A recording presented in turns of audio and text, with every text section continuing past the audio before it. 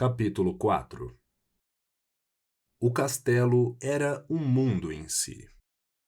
Como aqueles grandes e pomposos mausoléus de pedra, onde definham os ossos de gerações inteiras e se esfarelam as mortalhas de seda cinza ou pano preto de homens e mulheres que viveram em outros tempos.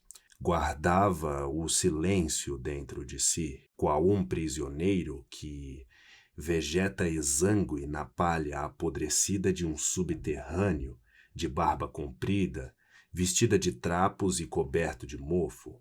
Guardava também a memória dos defuntos que se abrigava nos recantos mais ocultos, assim como os cogumelos, os musgos, os morcegos, os ratos, os insetos que se aninham nos porões úmidos das velhas construções. As maçanetas das portas conservavam o tremor das mãos, a emoção do instante em que se hesitaram em completar o gesto. Todo lar em que as paixões atacaram os homens com violência enchem-se dessa substância tenebrosa. O general olhava o retrato da mãe. Conhecia cada detalhe desse rosto delicado.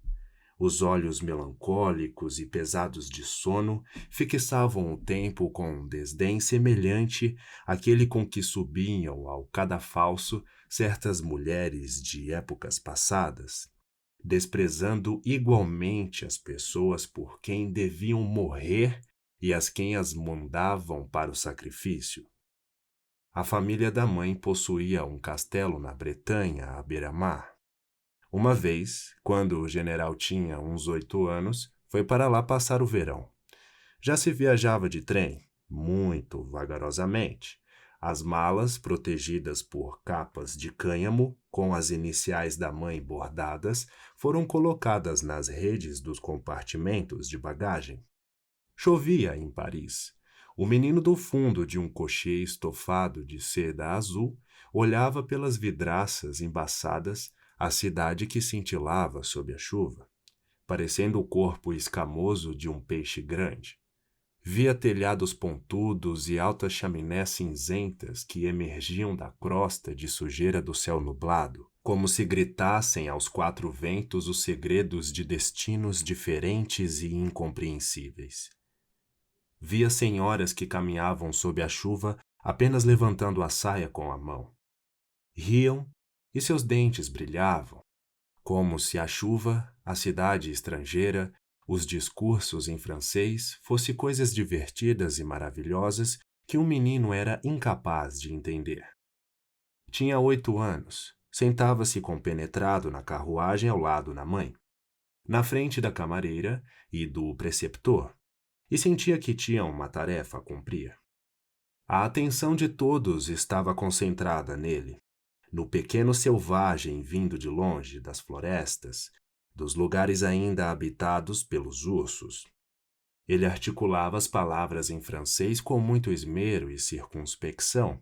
Sabia que falava também em nome de seu pai, do castelo, dos cachorros, do bosque, da terra natal que ficara para trás. Abriu-se um portão. O coche entrou num vasto pátio e, diante de uma ampla escadaria, viu criados de libré que se desmancharam em reverências. Em tudo isso havia algo ligeiramente hostil. Levaram-no por salas onde reinava uma ordem que lhe pareceu inquietante e ameaçadora. A avó francesa o recebeu no salão do primeiro andar. Tinha os olhos cinza e uma fina penugem sobre o lábio. Seus cabelos, que deviam ter sido ruivos e agora eram brancos e opacos, como se o tempo tivesse se esquecido de lavá-los, estavam presos num chignon no alto da cabeça. Ela beijou o menino e depois, com as mãos brancas e ossudas, inclinou levemente a cabeça para trás e ficou a olhá-lo do alto. «Tout de même», disse a mãe que estava de pé ali ao lado, com a fisionomia tensa, como se o filho estivesse enfrentando um exame, como se dali a pouco fosse se descobrir algo desagradável. Mais tarde, foi servido um chá de tilia, Tudo tinha um cheiro insuportável e o menino começou a sentir enjoo.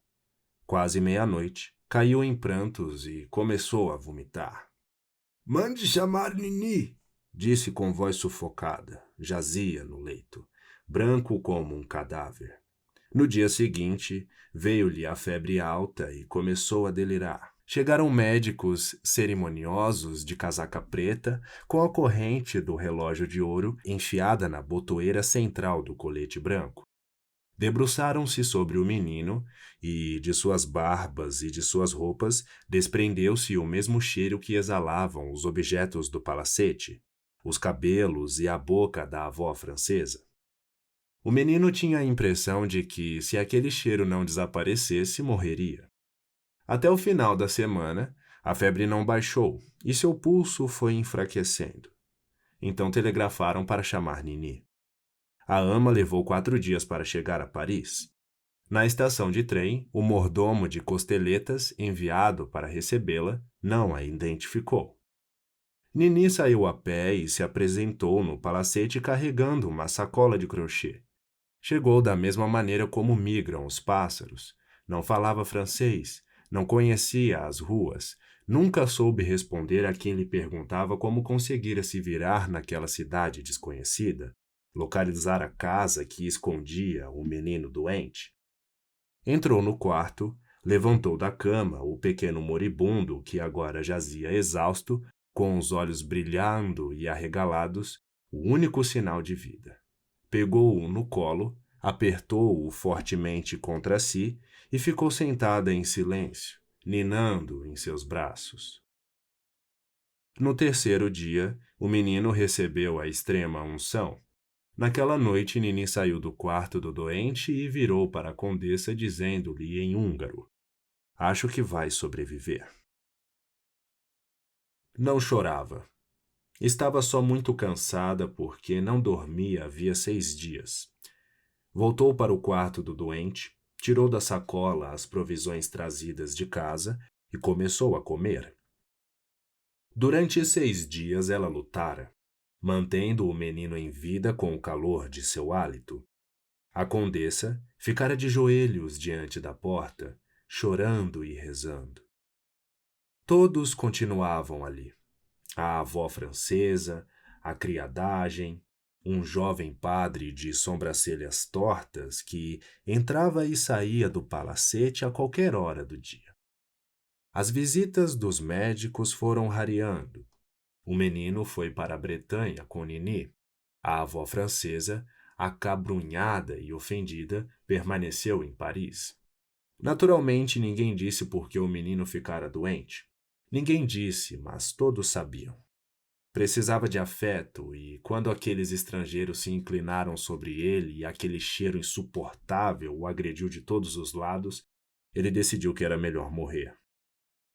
Na Bretanha, ouvia-se o barulho do vento e das ondas que quebravam entre as velhas pedras. Recifes avermelhados afloravam na água. Nini, tranquila, olhava sorrindo o mar e o céu, como se já os conhecesse. Nos 4 cantos do castelo erguiam-se sólidos torreões de pedra de Cantária. Num passado distante, era de lá que os antepassados da condessa observaram a chegada de Surcouf, o pirata. O menino ia novamente ficando corado e vivia rindo. Já não sentia nenhum medo, porque sabia que os dois, Nini e ele, eram os mais fortes. Sentavam-se à beira-mar e as pregas da roupa azul escura de Nini esvoaçavam ao vento. Tudo tinha gosto de sal, até o ar e as flores.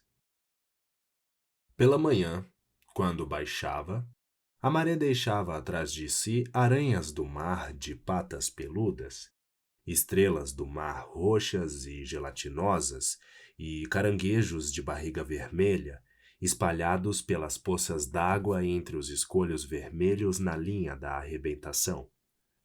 No pátio do castelo, havia uma figueira de vários séculos, parecida com um sábio oriental que agora só soubesse contar histórias extremamente simples.